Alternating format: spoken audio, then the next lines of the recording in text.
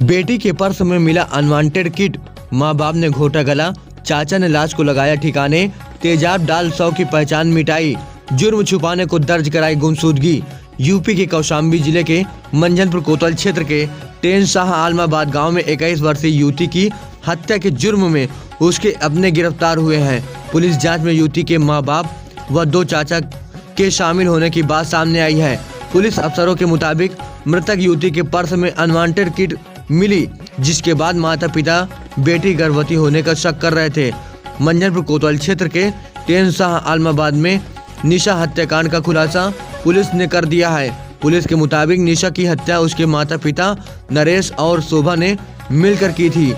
लाश को छुपाने के लिए उसके 2 चाचा रमेश और गुलाब ने मां बाप की मदद की।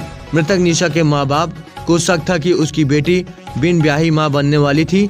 उसके पर्स से अनवांटेड किट मिली, जिसके बाद से मां शोभा बेटी पर नजर रख रही थी।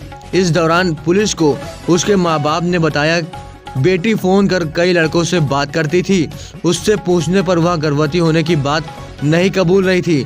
एसपी ब्रजेश श्रीवास्तव के मुताबिक पिता नरेश ने शोभा के साथ मिलकर बेटी निशा का गला घोट दिया। मौत के बाद नरेश अपने 2 भाई रमेश और गुलाब के साथ मिलकर निशा की लाश को गांव के बाहर नहर के पास फेंक आए। लाश की पहचान छुपाने के लिए तेजाब बैटरी का पानी डाल दिया। जुर्म छुपाने के लिए आरोपियों ने 3 फरवरी को निशा के लापता होने की गुमशुदगी दर्ज कराई। इसके पहले ही आरोपी निशा की हत्या कर शव को ठिकाने लगा चुके थे।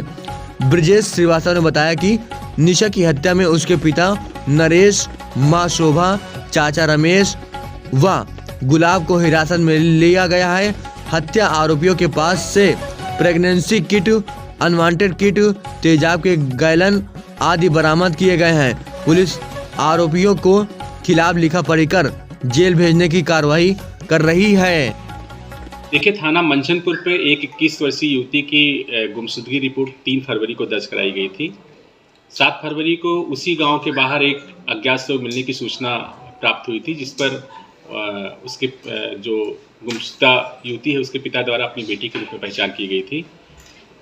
गुमशुदगी रिपोर्ट को धारा 302(201) IPC में तरमीम किया गया था और विवेचना के दौरान और जो पहले गुमशुदगी हुई थी उसकी जो जांच रिपोर्ट आई, उसके आधार पर ये शक पाया गया कि ये घटना इसके पिता के द्वारा की गई है। पिता को हिरासत में लेकर के जब पूछताछ की गई तो उसने स्वीकार किया कि चूँकि उसकी बेटी कई युवकों से मोबाइल फ़ोन पे बात करती थी और उसे इस बात का शक था कि ये प्रेग्नेंट है। इसी आधार पर उसने अपनी पत्नी के साथ मिलकर बेटी की गला घोट करके हत्या कर दिया था और शव को अपने 2 भाइयों के साथ मिलकर के ठिकाने लगाया था। शव को जल्दी से गलाने के लिए उसने बैटरी का पानी निकाल करके उसके ऊपर डाल दिया था। सभी चारों अभियुक्तों को गिरफ्तार कर लिया गया है और उन्होंने अपना जुर्म स्वीकार कर लिया है। इसमें जो भी विधिक कार्रवाई है वो हम कर रहे हैं। आज वो जेल जा रहे हैं। इसमें हम अग्रिम जो कार्रवाई रहेगी वो भी कड़ी कार्रवाई की जाएगी। सर, इसमें जो बात आ रही है कि कई लोगों से बात करती थी, तो क्या उसके नंबर को कहीं सर्विलांस से उसमें लगा के ट्रेस किया गया कि कितने लोगों से बात करती थी?